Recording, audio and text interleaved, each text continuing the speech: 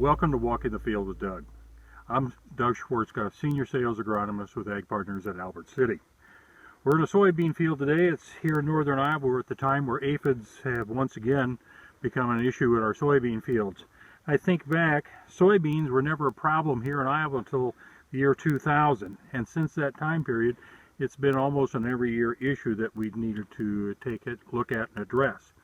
One of the things as you're scouting soybean fields, you need to walk through the field in a pattern.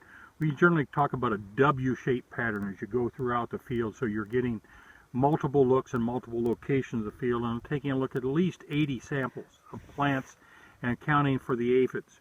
We'll have some views here where to look for the aphids, what they look like on the plants and so on. But right now at this time of year where the beans are blooming here at the top, we look at we're pretty much done with total new growth, so the aphids have now moved lower onto the plant.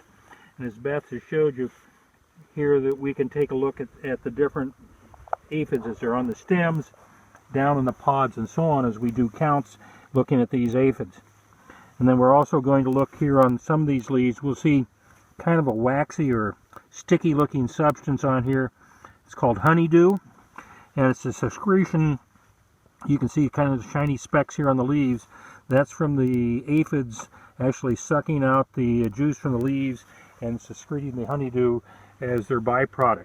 Okay, the honeydew is a sign of the presence of active soybean aphids, and the heavier the population, the more heavily we'll see that. We've had issues in the past where you can walk through a field and the lower leaves be so sticky from honeydew your pants actually turn black. If you take a look, here's a plant, a soybean plant we lifted up, and you can see on here the heavy population of aphids on the stems and so on. What we look for is what the IPM tells us the management level is for spraying and treating soybeans is 250 aphids per plant.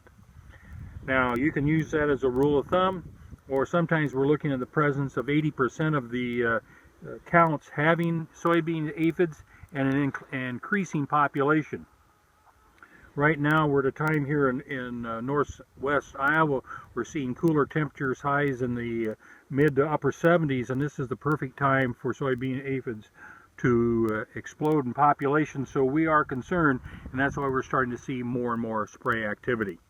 As always, if you have a question, please contact your Ag Partners professional sales agronomist for information and to resolve those unanswered questions.